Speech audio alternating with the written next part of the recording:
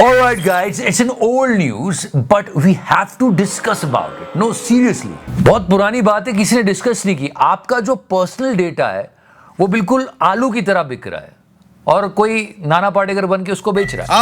आलू ले लो। Yes, but it's not funny. Let's start the serious music. On 9th October 2023, we got to know the personal data of 81.50 crore Indians is at risk.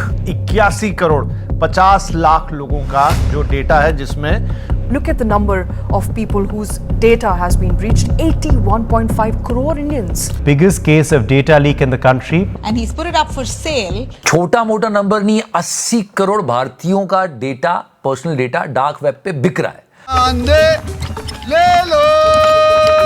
बेचने वाले ने कीमत भी बता दी कि $80,000 दोगे तो मैं ये तुमको पूरा डेटा दे दूंगा। और उसमें क्या क्या है? क्या है? Name, father's name, phone number, passport number, age, Aadhaar number, address, district, pin code, state. I mean ये किसी का भी हो सकता है, भूपेंद्र जोगी का भी हो सकता है। भूपेंद्र जोगी। But hold on for a second. Recently on 1st of November, this news came out. इसमें इन लोगों ने पता लगाया कि इसमें सिर्फ 10% लोगों का आधार डिटेल है। ये जो हैकर था ये लोगों को हुतिया बना रहा था। इस पे और बात करेंगे, पर हुआ क्या क्या था ये और जान लेते हैं। और जिसने ये इन्फॉर्मेशन पूरी दी है उसका यूजर नेम बड़ा इंटरेस्टिंग है, PWN0001। फिर लोगों ने इसे प्रूफ भी मांगा कि तेरे पास क्या सबूत है कि तेरे पास डेटा है। खाओ मां कसम, खाओ मां कसम।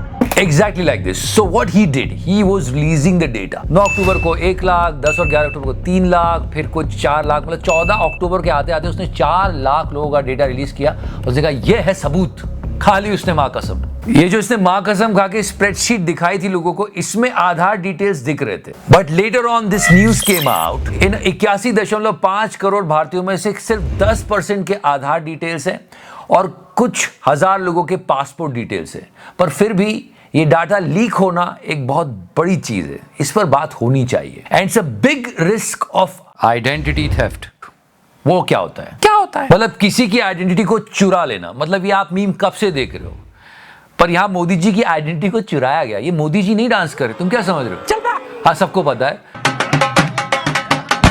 ऐसी आइडेंटिटी चुराई जाती है। यहां तो हमको पता है कि मोदी जी हमारे प्रधानमंत्री, तो सब जानते कि वो मोदी जी। बेटा आप नीचे आइए। ये नहीं है। हम में से, आप में से बहुत सारे लोग हैं जिनकी आइडेंटिटी को चुराया जा सकता है। And people can do frauds and that's dangerous. लोग कह रहे हैं अरे हमारा क्या, ले लो जितना लेना है, हमारा क्या उखाड़ लोगे। ऐसा नहीं होता। आपका नाम लेके कोई लोन ले लेगा, फिर रिकवरी वाले आपको फोन करेंगे। अच्छा लगेगा? बहुत सारी प्रॉब्लम। नहीं, अच्छा लगेगा क्या कि बैंक वाले आपको फोन करें और आप ऐसे बिहेव करो। आपका क्या नाम है?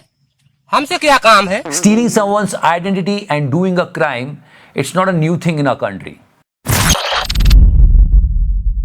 और अगर साइबर क्राइम्स की बात की जाए तो FBI की एक रिपोर्ट के हिसाब से माना जाए तो भारत दुनिया के टॉप 5 कंट्रीज में आता है जहां पर साइबर क्राइम्स सबसे ज्यादा होते हैं। और बात की जाए साइबर सिक्योरिटी की तो हम दुनिया में कहां खड़े हुए हैं। डेटा प्रोटेक्शन लॉ की बात की जाए तो लोग कहते हैं कि हमारे पास 20 साल से भी ज्यादा पुराना एक IT एक्ट है जिस पर हम अभी भी चल रहे हैं। साइबर सिक्योरिटी पर अगर बजट की बात की जाए तो भारत 625 करोड़ रुपए खर्च करता है। अगर बाकी देशों से तुलना की जाए, यूएस करीब 15.6 बिलियन डॉलर्स खर्च करता है और ऑस्ट्रेलिया 7.74 बिलियन डॉलर्स। साथ ही हमारे देश में प्रॉपर साइबर सिक्योरिटी प्रोफेशनल्स की भी कमी है। यूएसए में जहां 1.2 मिलियन है, वहीं भारत में केवल 0.3 मिलियन।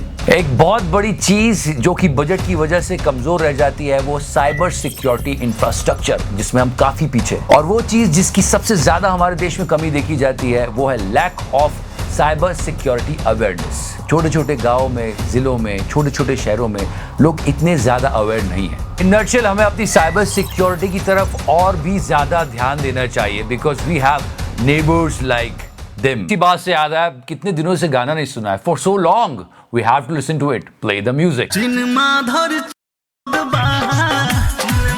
चलिए आते हैं अब उसी बात पर जहां से हम शुरू हुए थे। 81.5 करोड़ भारतीयों का पर्सनल डेटा डार्क वेब पर लीक हो जाता है। यह नंबर इतना बड़ा है और एक पैटर्न नोट किया गया है कि कोविड-19 के बाद मेडिकल इंस्टीट्यूट्स पर ही सबसे ज्यादा साइबर अटैक हो रहे हैं। अगर आपको याद होगा कि नवंबर 2022 में एम्स पर, 12 जून 2021 में कोविन वेबसाइट का डेटा टेलीग्राम पर लीक हो जाता है, और उसके बाद अब क्योंकि पैंडेमिक के बाद मेडिकल इंस्टीट्यूट्स और हॉस्पिटल साइबर अटैक का एक फेवरेट स्पॉट है। रीजन ये है कि लोग इन जगहों पर अपना डेटा बड़ी आसानी से दे देते हैं, कोई सवाल नहीं पूछते और किसी तरह का शक नहीं करते। पैंडेमिक के बाद ये डेटा इतना ज्यादा है कि इसे कोई बहुत ज्यादा सिक्योरिटी में नहीं रखा जाता। So yeah, that was a little chit chat about the leaked data on dark web. उम्मीद है आपको अच्छा लगा होगा। अगर अच्छा लगे तो इसे शेयर कीजिएगा। Thank you so much. Love you 3000. तो करना